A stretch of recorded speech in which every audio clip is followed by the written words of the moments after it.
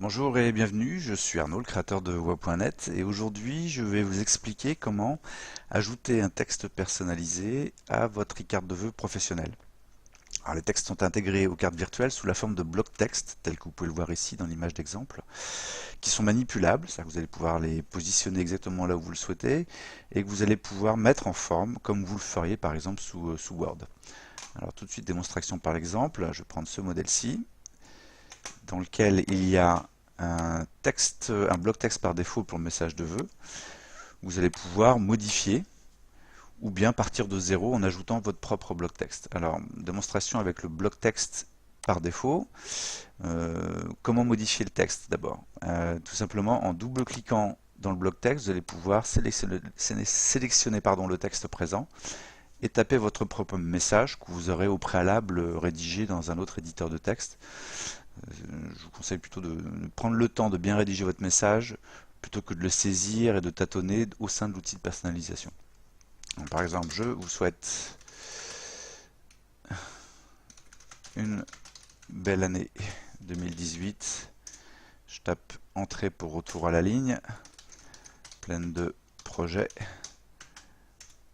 de satisfaction et de retour à la ligne bonheur. L'autre option, c'est également de consulter les différents messages que j'ai rédigés spécifiquement pour chacun des modèles. Donc ici pour ce modèle, dans l'onglet Exemple de message, vous pouvez par exemple sélectionner un texte présent, comme ceci avec votre curseur, faire CTRL-C, double-cliquer sur le texte présent dans le bloc texte et faire CTRL-V. Et là, vous avez une mise en forme à faire puisque vous apercevez que le texte dépasse désormais de l'e-card. Donc il suffit dans la petite boîte à outils qui s'affiche quand on sélectionne un bloc texte, cliquer sur le bouton éditer et puis de gérer la mise en forme et la mise en page du texte. Alors ici par exemple, je veux que souhaite passe à la deuxième ligne, je place mon curseur juste après le vous, juste devant par exemple le mot souhaite, je tape Enter. Je vais faire remonter ici la ligne sur la deuxième ligne. J'ai la même problématique avec dynamique qui dépasse. Je me place juste avant dynamique dans l'éditeur ici. Je tape Enter. Et puis je fais remonter projet sur la troisième ligne. Je mets un espace.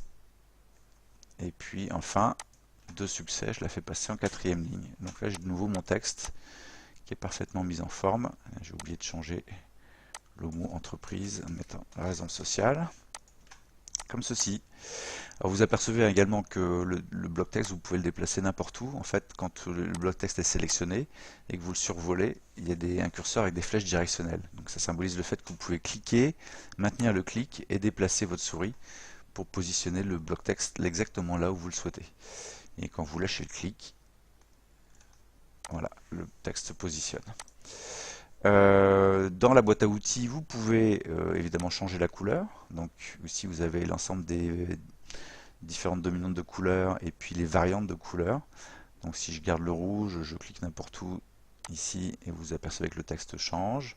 Ou si je préfère un bleu, je vais sélectionner un bleu ici et puis prendre un bleu moins saturé, plus foncé en cliquant directement ici. Ici j'ai un code couleur qui apparaît, qui est le code couleur de la couleur sélectionnée. Il peut être utile si vous désirez appliquer cette couleur à un autre bloc texte. Il faudra alors appeler ce bloc texte, choisir la palette, sélectionner le code couleur ici, faire un CTRL-C, et puis dans un nouveau bloc texte, appliquer cette couleur. On va le faire tout de suite d'ailleurs. On va ajouter un nouveau bloc texte. Il suffit ici de cliquer sur le bouton Ajout texte dans la barre supérieure, taper un texte. Ici, je vais prendre l'exemple d'une signature que j'ajoute au bloc texte. Je clique sur Ajouter le texte. J'ai mon bloc texte, mon nouveau bloc texte qui apparaît.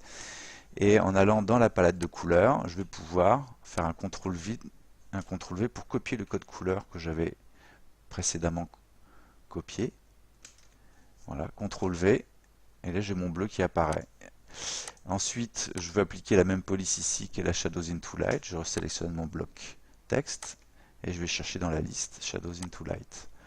Enfin, ici j'avais une taille 18, c'est bien 18 que j'ai, et puis je peux désormais placer mon bloc texte en alignement, en fer à droite, comme ceci. Si la police ne me convient pas, eh bien je peux changer de police et prendre par exemple la Quattrocento, car c'est un peu à du Times, mais un petit peu plus élégant. Donc là, je m'aperçois que j'ai mon texte qui de nouveau déborde, donc il va falloir que je sélectionne mon bloc texte, j'ouvre l'éditeur dans la palette d'outils et puis que je procède à des retours à la ligne. Ici, je fais remonter dynamique, j'ai projet innovant que je vais passer en ligne suivante et je vais remonter de succès. Et là, j'ai mon texte qui est mis en forme, que je repositionne et puis je vais appliquer la Quattrocento sur la signature. Voilà, je crois que je vous ai tout dit sur l'ajout, sur la suppression, sur la modification. Alors vous pouvez, suivant les différentes polices aussi, modifier l'alignement. Donc faire quelque chose de centré. Bon là, ça s'y prête pas trop, mais ça peut être dans certains cas, ça peut être utile d'utiliser le centrage. Ou un alignement en fer à droite. Pareil, dans certains modèles, suivant le graphisme de certains modèles, c'est une option qu'on peut prendre. Ici, je conseille quand même, pour ce modèle en tout cas, l'alignement en fer à gauche, avec l'alignement sur le bord droit du sticker qui va permettre l'ajout de votre logo. Qu'est-ce que je vous ai... Ah oui, l'interlignage, pareil, suivant les polices, l'interlignage natif est parfois trop serré. Ici, par exemple, il y a un 25 par défaut. Mais si on prenait l'interlignage natif de cette police, on arriverait à quelque chose qui est trop condensé. Donc là, ça serait utile pour faciliter la lecture du texte de votre message de vœux, d'augmenter l'interlignage. Donc soit on tape directement ici, soit on utilise les petites flèches pour en augmenter. Si je mets un 3, ça pourrait convenir. Voilà, et vous pouvez procéder, utiliser les mêmes fonctions pour n'importe quel texte présent, et par exemple ici, les coordonnées, qui a sa propre boîte à outils, donc vous pouvez ici aussi changer toutes les caractéristiques de mise en forme, et que vous pouvez éditer évidemment en utilisant le bouton éditer de la palette d'outils.